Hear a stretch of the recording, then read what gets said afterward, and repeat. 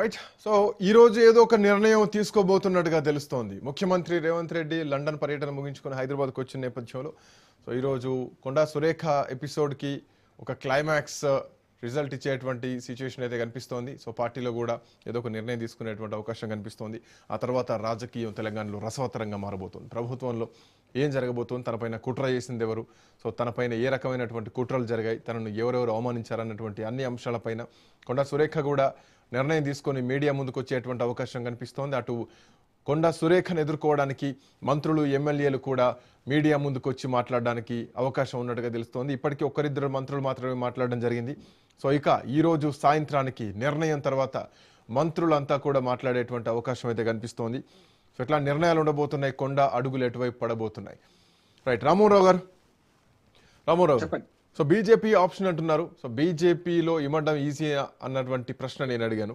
So of course వేరే option అయితే కనిపించట్లేదు. బట్ ఇప్పుడున్నటువంటి సిచ్యువేషన్లో బీజేపీకే చాలా బలమైనటువంటి ఆయుధంగా మారేటువంటి అవకాశం ఉంటుంది. ఎందుకంటే ఒకవైపు కేసీఆర్ పాలన చూశారు, ఇటు కాంగ్రెస్ పరిపాలన చూశారు. సో ఇక బలమైనటువంటి నాయకులు వస్తే కనుక బీజేపీ కూడా ప్లస్ పాయింట్. బట్ ఇప్పుడున్నటువంటి సిచ్యువేషన్లో కొండా సురేఖ కాంగ్రెస్ పార్టీ నుంచి ఒకవేళ బయటకు వస్తే వెయిట్ వేస్తే గనక రాష్ట్ర వ్యాప్తంగా ఉన్నటువంటి కాంగ్రెస్లో అసంతృప్తుల్ని ఏకం చేసేటువంటి శక్తి కొండా ఫ్యామిలీకి ఉందనుకోవాలా? సో బీజేపీ ఆ విధంగా బలపడేటువంటి ఛాన్స్ ఏమైనా ఎక్స్పెక్ట్ చేయొచ్చా? ఖచ్చితంగా. ఎందుకంటే ముహూర్తం ఆసన్నమైన భావాలను ఎవరు ఆపలేరన్నట్టు కాంగ్రెస్ పార్టీలో ఇప్పుడు ఎమ్మెల్యేలు 66 మంది ఉన్నారు కదా, దాదాపు 1/3 కంటే ఎక్కువ ఆల్మోస్ట్ ఆల్ కొత్త ఎమ్మెల్యేలు. ఇప్పుడు మేఘారెడ్డి లాంటి వాడు, చిన్నారెడ్డి మాట్లాడుతున్నాడు కదా, అట్లాంటి వాళ్ళు ఫస్ట్ టైం ఎన్నికైన ఎమ్మెల్యేలు ఎక్కడి నుంచి వచ్చారు? కాంగ్రెస్ పార్టీ అంటే బీఆర్ఎస్ మీద వ్యతిరేకతను కాంగ్రెస్ పార్టీకి ఓటేస్తేనే కదా. మీరు అన్నట్టు రెండు పార్టీలను చూసాం. ఒకసారి బీఆర్ఎస్ 9.5 ఏళ్ళు, వీళ్ళకు 5 ఏళ్ళు ఇచ్చినాం కదా. రేపు పొద్దున ఒకసారి మీరు అన్నారు కదా, వంగ కళింగ కూడా, కళింగ త్రిలింగల సగం దేశం సగం వచ్చినట్టే వాళ్ళకి. ఎందుకంటే ఆంధ్రప్రదేశ్ త్రిలింగ దేశం, ఆంధ్రప్రదేశ్ కలుపుకుంటే కనుక ఆంధ్రప్రదేశ్ లో మన కూటమి ప్రభుత్వం ఉంది. ఇక త్రిలింగ దేశంలో అంటే తెలంగాణలో వేళ్ళు ఇంకొకటి కనుక దానికి అవకాశం ఉంది అనడానికి మంచి ఉదాహరణ ఏంటంటే 8 మంది పార్లమెంట్ సీట్లు అంటే 8 ఏళ్ళు 56 మంది, 56 అసెంబ్లీ సీట్లలో ఉన్నట్టుగా, సగం సీట్లలో కన్నా ఎక్కువ ఉన్నట్టు కదా. అదొకటి. అంటే ఎంఐఎం 7 విడిచిపెడితే సగం సీట్ల కంటే ఎక్కువ ఉన్నట్టు. రెండోది ఏంటంటే ఇప్పటిదాకా చేరిన వాళ్లకు విలువ ఉంచిందా లేదా వేరు. సేమ్ బీజేపీ కూడా ఒక మరో కాంగ్రెస్ పార్టీలకు తయారవుతుంది. కనుక స్వేచ్ఛ అవకాశం ఎక్కువ ఉన్నది. మొన్నటిలాగా బీజేపీలో రిజిడిటీ లేదు.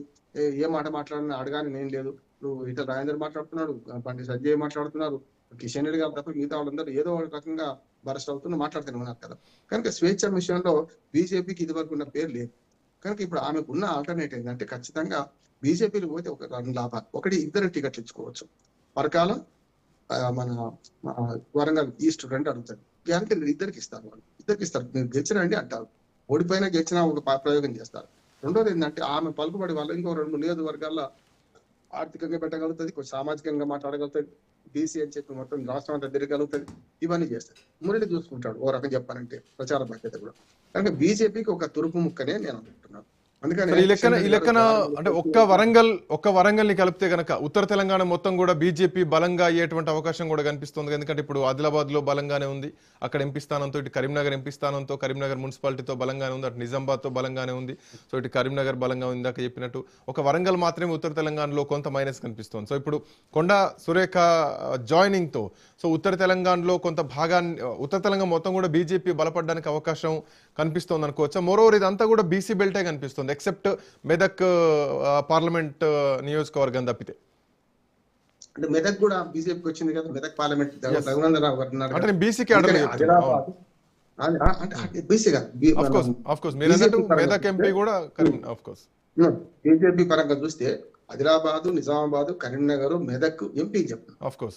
అట్లానే సికింద్రాబాద్ కదా, మన మల్కాజ్గిరి హైదరాబాద్ జిల్లా, రంగారెడ్డి హైదరాబాద్ జిల్లా, అంటే ఉమ్మడి జిల్లాలు 5కి 5. దాంతో పాటు మహబూబ్నగర్ జిల్లాలో డికే అరుణ గారు ఎంపీగా అయ్యారు. అంటే ఏమున్నా 2 జిల్లాలు, 3 జిల్లాలు తప్పున్నాయి బీజేపీకి. ఒకటి నల్గొండ, ఖమ్మం, వరంగల్. వరంగల్ లోటు అంటే తూర్పు జిల్లాలు అన్నా, ఇటు ఉత్తర జిల్లాలు అనుకుంటే ఈ మొత్తం 3 తూర్పు జిల్లాలు తెలంగాణ. వరంగల్ ఉత్తరం తూర్పు కలిసి వస్తుంది కనుక వరంగల్ కానీ, ఖమ్మం కానీ, నల్గొండ కానీ తూర్పు జిల్లాలు లెక్క పెట్టుకుంటే వీటిల్లో కనీసం అంటే వరంగల్ జిల్లాలో ప్రభావం చూపెట్టే ఒక నాయకురాలు దొరికింది అనుకుంటారు వాళ్ళు, అటు రమ్మంటారు. కాకపోతే కొంచెం కంట్రోల్లో పెట్టుకోమంటారు, అంతకంటే ఏం లేదు. ఒకవేళ అయినాడు అవుతుంది, మళ్ళీ బీజేపీ నాయకులు తిప్పినాడు తిరుగుతుంది, ఇప్పుడైతే బాగానే ఉంటది కదా, వాళ్ళు 2 పార్టీలకే చేరదు కదా, మనకు వస్తే నష్టం లేదని బీజేపీ అనుకుంటుంది. దానికి కూడా ఈమెకు ఆల్టర్నేటివ్ ఇంకోటి లేదంటున్నాను. ఎందుకంటే రేపు అధికారంలోకి వచ్చినా అధికారం లేకపోయినా కేంద్రంలో అధికారం ఉంది. ఇప్పుడు ఇంకోటి ఏంటంటే ఇక్కడ అధికార పార్టీ విడిచిపెట్టి కేంద్రంలో అధికార పార్టీకి చేరినట్టే కదా, కనుక అది కూడా ఆల్టర్నేట్ అవుతుందట. ఎవరైనా చెప్పాలంటే ఆనాడు మనం ఈటల రాజేంద్ర గారు చేరింది కూడా అదే. కాంగ్రెస్ ఎందుకు చేరండి ఆనాడు, బీజేపీలో ఎందుకు చేరండి, బీఆర్ఎస్ నుంచి, అంటే దేశంలో అధికార పార్టీగా ఉన్నది కదా, కనుక అట్లా చేరింది. ఈటల మన కోమటిరెడ్డి రాజగోపాల్ రెడ్డి గారు కూడా అదే అనుకున్నారు, బీజేపీ నుంచి చేస్తే రేపు పొద్దున మంత్రి పదవి వస్తారు. అదే కదా ఇప్పుడు ఆయన ఆక్రోశం అంతా. ముగ్గురికి నలుగురికి మీరు హామీ ఇచ్చారు, వాళ్ళందరికీ మంత్రి పదవులు ఇచ్చి నాకు ఎందుకు ఇవ్వలేదు కదా, వివేక్ నుంచి మొదలుకొని పొంగులేటి శ్రీనివాస్ రెడ్డి తనకు కూడా హామీ ఇచ్చారు, మా అన్నదమ్ములను తెలియదు హామీ ఇచ్చినప్పుడు అని అంటున్నారు. కనుక ఇవాళ బీజేపీ ఆల్టర్నేటివ్ మాత్రమే హామీ, ఇంకో మార్గం లేదు. వీళ్ళు కూడా సానుకూలంగానే ఉన్నారు కదా, మేము చేర్చుకోము, ఆమె దుందుడికి వ్యక్తి, ఆమె వివాదాస్పద వాళ్ళని చేర్చుకోమన్నారు కదా. కాకపోతే రేపు ఎప్పుడైనా మరో రాజాసింగ్ అయితే గ్యారంటీ సమస్య లేదు. రాజాసింగ్ కదా కట్టర్ హిందూ ఎట్లనో, ఈమె కట్టర్ హిందూ కూడా కాదు, కట్టరు తిరుగుబాటు. ఏ పార్టీలో ఉంటే ఆ పార్టీని తిరుగుతుంటది. కనుక అది ప్రమాదం ఉన్నది ఆమెకు. కానీ ప్రమాదాన్ని ఆహ్వానించే క్రమంలో ఒకసారి ప్రయోగం చేద్దామని కూడా బీజేపీ అనుకుంటది. మీరు ఇతరులకు కలుపుకపోతలేరు, మీరు అందరిని కలుపుకోకపోతే, మీరు నన్ను అనుకోక నామాల కాకాయని వస్తే రేపు పొద్దున బీజేపీ తెలంగాణ ఎట్లా గెలుస్తుంది అని పైనుంచి మొట్టికాయలు పడుతున్నాయి వీళ్ళందరికీ కూడా. సాఫ్ట్ గా ఇక్కడ కిషన్ రెడ్డి గారి మీద చాలా గౌరవం ఉన్నా, కిషన్ రెడ్డి గారు చాలా మంచి వ్యక్తి. కానీ అటువంటి వాటికి కూడా ఏం పడుతున్నాయి, మీరు ఇట్లా ఉంటే లాభం లేదు, నన్నగా ఉంటే లాభం లేదు, మీరు దూకుడుగా పోవాలంటున్నారు. సరే బండి సంజయ్ చూసుకుంటున్నాడు, అట్లా ఇటు పక్క సామాజిక వర్గం నుంచి ఈటల రాజేంద్ర చూసుకుంటున్నారు. కనుక ఈవెన్ ఆహ్వానించడం వల్ల బీజేపీకి నష్టమైతే లేదు, లాభం. అందుకే లాభం అయితే కానీ నష్టం అయితే లేదు. రెండోది ఏంటంటే ఎన్నికల ముందు ఇవన్నీ జిమ్ముకు చేయకపోతే ఎట్లా పార్టీ ముందరికి ఎట్లా పోతుంది. అందుకని ఇటువంటి అసమ్మతిని మనం సొంతం చెప్పి వరంగల్ జిల్లాలో కొంత వేలు కొనడానికి అవకాశం ఉంటాయి. అట్లాగే చింతపండు నవీన్ మన తీర్మానాలను కూడా ఇటుపక్క నల్గొండ వరంగల్ జిల్లాలో కొంతవరకు ఎమ్మెల్సీగా పోటీ చేసి గెలిచిండు కదా మనకు, ఆ 3 జిల్లాలో కలిపి. అది కూడా ప్రభావం చూపెడుతూ అంటున్నాను. కోదండరామ్ లాంటి వాడిని కూడా వెనక్కి నెట్టేసాడు, చూసిండు కదా మీరు. కాంగ్రెస్ పార్టీ అండ లేకుంటే, మన నవీన్ కూడా అర్థం చేసుకుంది ఏంటంటే ఏదైనా ఒక పార్టీ అండ లేకుండా ఎమ్మెల్సీకి గెలవలేము అనుకున్నాడు. గతంలో ఇండిపెండెంట్ పోటీ చేసి మంచి మన ఓట్లు వచ్చినా కూడా గెలవలేకపోయాడు. అంటే పార్టీ ప్లస్ వ్యక్తి ఇద్దరు కలిస్తే ఉంటది. ఇప్పుడు కొండా సురేఖకు ఇమేజ్ ఆమె వ్యక్తిగా ఉన్నది, పార్టీ లేకపోతే కష్టం. పార్టీ కూడా జనసేనను మన తెలంగాణ రక్షణ సమితో లేకపోతే తీర్మానం మల్లన్న పార్టీ ఇవి సరిపోవు ఆమె. కనుక బీజేపీ రేపు పొద్దున అధికారం రావడానికి ప్రయత్నం చేస్తుంది. కేంద్రానికి కూడా గట్టిగా డబ్బులు. రేపు పొద్దున జీడబ్ల్యూఎంసీ ఎన్నికలు వస్తే గనక, మున్సిపల్ ఎన్నికలు వస్తే గనక, మనం జీవన్ రెడ్డి ఎపిసోడ్ చూసినాము, పార్టీ టికెట్లు కాకుండా ఇండిపెండెంట్ గా యాపిల్ గుర్తుల మీద వచ్చిన వాళ్ళను కూడా గెలిపించినారు. సో ఇప్పుడు కొండా సురేఖ విషయంలో కూడా ఆ ఉమ్మడి వరంగల్ జిల్లా వ్యాప్తంగా కూడా విస్తరించేటువంటి అవకాశం ఉంటుంది. ఎక్కడికెక్కడ ఇండిపెండెంట్లను పెట్టి తన అభ్యర్థులను నిలబెట్టి సో కొంత ఓటు బ్యాంకును చీల్చేటువంటి అవకాశం కూడా కనిపిస్తోంది. అందుకని రాజకీయ అవసరాల కోసం ఇందులో చేరాలని నిర్ణయం తీసుకునేటప్పుడు కొన్ని అడ్డం వస్తాయి. మీరు జీవన్ రెడ్డి గారు నా మంచి మిత్రుడు, ఆయన అడ్వకేట్ కూడా మా బారుబడి చాలాసార్లు వచ్చేవాడు ప్రజాపతి మీద పోయేటప్పుడు. నేను ఒక మాట చెప్తున్నాను, జీవన్ రెడ్డి గారేమో ఒక ఇజానికి కట్టుబడి, సెక్యులరిజానికి కట్టుబడి బీజేపీలో చేయాలి. నిజంగా చెప్పాలంటే 10 ఏళ్ళు అప్పుడేమో బీఆర్ఎస్ తోనే ఎగిండు, 2 సార్లు ఎంపీగా పోటీ చేసి ఓడిపోతాను తెలిసి కేసీఆర్ తో తలపడ్డాడు కదా. అటువంటి ఆయన ఏం చేసి వాళ్ళు దాంతో ఏం చేయాల్సి బీజేపీలో చేరలేము, ఎందుకంటే బీజేపీతో తనకు పడదని చెప్పి చేరలేదు. నిజంగా చెప్పాలంటే బీజేపీలో చేరితే విలువ వేరే ఉంటుంది. అట్లా కొండా సురేఖ అటువంటి ఆప్షన్, అటువంటి సిద్ధాంతం ఏం లేదు. అందుకని జీవన్ రెడ్డి గారి పేరు వచ్చింది. జీవన్ రెడ్డి గారికి ఉన్న మంచి వచ్చాడు సెక్యులరిస్టు, ఇది కాకపోతే అదే అనుకున్నాడు కానీ బీజేపీలో పోతా అనుకోలేదు. కానీ ఇక్కడికి వచ్చిన కొండా సురేఖ సిద్ధాంతం ఏంది, వైసీపీకి చూసింది, ఉమ్మడి మన తెలంగాణను రాష్ట్రాన్ని వ్యతిరేకించిన ఆయనను ఆ పార్టీ చూసింది, ఇటు బీజేపీ చూసింది, బీఆర్ఎస్ చూసింది, కాంగ్రెస్ చూసింది. కనుక బీజేపీలో చేరడానికి ఆమెకు సిద్ధాంత రాహిత్యం ఏం లేదు, సిద్ధాంత రాహిత్యమే కానీ సిద్ధాంతం పెద్ద బలం ఏం లేదు కదా. నాకు కావాల్సింది మా కుటుంబం మంచి పలుకుబడితో ఉండాలి, ఎప్పుడైనా నేను చెప్పినట్టు వినాలి మా జిల్లాలోనే పరిస్థితి. అందుకనే కదా మొత్తం వరంగల్ జిల్లాలో అందరి నేతలు ఒకటైతే వాళ్ళ తీరైతే, అంటే ఊరంతా ఒక వైపు అయితే ఉలిపిరి పెట్టదు మరో దారంటే ఆమె సాహసంగా చేస్తుంది. ఎక్కడ ఆమెను తప్పట్టవలసిన అవసరం, సాహసంగానే చేస్తుంది. పదవిలు విడిచిపెట్టుకొని పోయింది కదా, కాంగ్రెస్ నుంచి బీఆర్ఎస్ లో చేరినప్పుడు పదవి విడిచిపెట్టుకొని పోయింది కదా ఆమె కదా. కాంగ్రెస్ నుంచి పోయి మనకు బీఆర్ఎస్ లో చేరిన తర్వాత వైసీపీ ఎక్కడైనా పదవులు వదిలిపెట్టి రాజీనామాలు చేసే పోయారు. ఈవెన్ బీజేపీ, అంటే బీజేపీ కూడా అట్లాంటి స్ట్రాటజీకి వస్తుందా, మరో కోమటిరెడ్డి రాజగోపాల్ రెడ్డిలా పార్టీలో ఒకవేళ జాయిన్ అవ్వాలని కనుక రాజీనామా చేసి రావాలి, ఉప ఎన్నికలు పోవడానికి బీజేపీ తన బలాన్ని చూపించుకోవడానికి కూడా ఇదే సరైనటువంటి సమయం కదా. ఖచ్చితంగా మీరు ఊహ కరెక్ట్. ఎందుకంటే రేపు పొద్దున వాళ్ళు సస్పెండ్ చేస్తారు అనుకోండి, మీరు సస్పెండ్ చేసి నేనే పదవి విడిచిపెడతా అంటారు.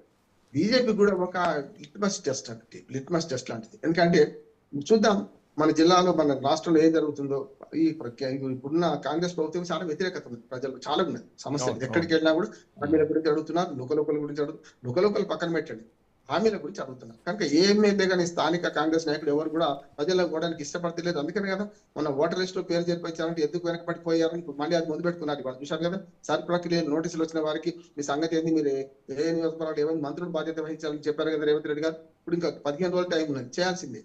కనుక ఈ దశలో గ్రామాలకు లేకుంటే జిల్లాలకు పోయిన పరిస్థితుల్లో కాంగ్రెస్ కార్యకర్తలు ఉన్నప్పుడు దీన్ని ఎట్లా ఉపయోగించుకుందామని బీజేపీ చూస్తుంది కదా. అందుకని రేపు పరకాల ఉప ఎన్నిక వస్తే మరొకసారి లిట్మస్ టెస్ట్ అంటున్నారు. ఇప్పుడు ఏమైంది అంటే పరకాలకు ఏం చేస్తారు, ఒకవేళ రాజీనామా చేస్తే చేయనిస్తారు, లేకపోతే వారికి పరకాల ఉప ఎన్నిక రావాలంటే ఏం చేయాలి, ఈమె చేస్తే రాదు, వరంగల్ ఈస్టే వస్తుంది, ఈమె చేసిన వరంగల్ ఈస్ట్. కనుక పరకాల ఉప ఎన్నిక రాదు. కనుక ఏం చేస్తారు, వరంగల్ ఈస్ట్ రాజీనామా చేయించడమా, చేయించి కుదురుతో పోటీ చేయించడమా, రేపు పొద్దున లేదు ఆమె చేస్తుందా అనేది మాట చూడాలి. నాంచిన తనే చేస్తారేమో, ఎందుకంటే వేటు వేసింది తనపైనే, పార్టీ సస్పెండ్ చేసే తనలే కాబట్టి. సో కూతురుతో పోటీ చేయించిన కంటే తను పోటీ చేస్తేనే తన బలం ఏందో బయటకు వస్తుంది, అధిష్టానానికి రేపు పొద్దున ఢిల్లీ అధిష్టానానికి కూడా తెలుస్తుంది కదా. కనుక ఇప్పుడు ఏమైందంటే పరకాల పంచాయతీతోని ఇప్పుడు తన స్థానం ఖాళీ చేయాల్సి వస్తుంది. చేస్తుంది కూడా, ధైర్యంగా చేస్తుంది. మళ్ళీ వస్తుంది. ఇప్పుడు 2 ఏళ్ల ముందు కదా, ఇంకా 2 ఏళ్ల తర్వాత ఎన్నికలు ఉన్నాయి. 2 ఏళ్ల ముందు ఈ ప్రభుత్వం మీద వ్యతిరేకత, ఇప్పుడు బీఆర్ఎస్ వాళ్ళు అంటున్నారు కదా, మీరు ఆ 10 మంది మాకు చేర్చుకున్న ఎమ్మెల్యేలను రాజీనామా చేయించండి, ఉప ఎన్నిక తీసుకురండి అని అంటున్నారు కదా. అట్లా ఏమైనా ప్రయత్నం చేస్తుందని ఈ ఉప ఎన్నికతో బీజేపీ కూడా తన బలం పెరిగిందా లేకుంటే ఏముందని అందరూ ఇప్పుడు ఏమంటారు, తమ బల పరీక్ష చేసుకోవడానికి ఒక మంచి అవకాశం వస్తారు. ఇదంతా ఎప్పుడు జరుగుతుంది, ఓన్లీ కొండా సురేఖను సస్పెండ్ చేస్తారా, నేను చెప్పిన మిగతా ఏది తిరగబడ్డ రాజగోపాల్ రెడ్డి, చెన్నారెడ్డి చేస్తారా అనే ప్రశ్న ముందు వస్తుంది. అందుకని కాంగ్రెస్ పార్టీ ఒక్క మాట చెప్తాను, కాంగ్రెస్ పార్టీ ఎప్పుడు తాత్సార్యం చేసుకుంటూ సమస్యను అట్లా మురగబెడతారా, ఏమైనా మురిగిపోయిన కాలు కొట్టేసుకుందాం అని అనుకుంటారా అనేది కాంగ్రెస్ అధిష్టాన వరకు నిర్ణయిస్తుంది. పేరుకు మాత్రమే జిల్లా ఇక్కడికి అప్పచెప్పిన అధికారం అంటుంది, కానీ అక్కడ సూచన లేకుండా, ఇక్కడ శివుడాజ్ఞ లేకుండా చీమైన మన కరవదు అన్నట్టు అధిష్టాన వర్గం ఆదేశాల మేరకే రేవంత్ రెడ్డి గారు, మహేష్ కుమార్ గారు ప్రవర్తిస్తారని నేను అనుకుంటున్నాను. Thank you sir, thanks for joining. So ఇక ఎవరి బలం ఏంటో నిరూపించుకోవడానికి తెలంగాణ రాష్ట్ర రాజకీయాల్లో ఒక సరైనటువంటి సమయం. కొండా సురేఖను ఒకవేళ బయటికి పంపిస్తే, మంత్రి పదవి నుంచి బర్తరఫ్ చేస్తే, భారతీయ జనతా పార్టీలోకి వెళ్లాల్సినటువంటి పరిస్థితులు వస్తే, రాజీనామా చేసి వెళ్తే గనక వరంగల్ తూర్పుకు ఉప ఎన్నిక తప్పదా? ఆ ఉప ఎన్నికతోటే కొండా బలం, లేదంటే ఆమె చేరబోతుంది అని సంకేతాలు వస్తున్నటువంటి భారతీయ జనతా పార్టీ బలం ప్రూవ్ చేసుకోవడానికి కూడా రెండు సంవత్సరాలు ఎన్నికలకు ఇంకా సమయం ఉంది కాబట్టి ఈలోపు ఒక లిట్మస్ టెస్ట్ లాగా బీజేపీకి కూడా ఈ అవకాశాన్ని ఉపయోగించుకున్నటువంటి సందర్భం మాత్రం కొంత కనిపిస్తోంది రాజకీయ పరంగా చూస్తే కనుక. చూడాలి ఎట్లాంటి పరిణామాలు ఉండబోతున్నాయి. That's all for now. Next updates continue అయితే కీప్ వాచింగ్ రాజ్ న్యూస్.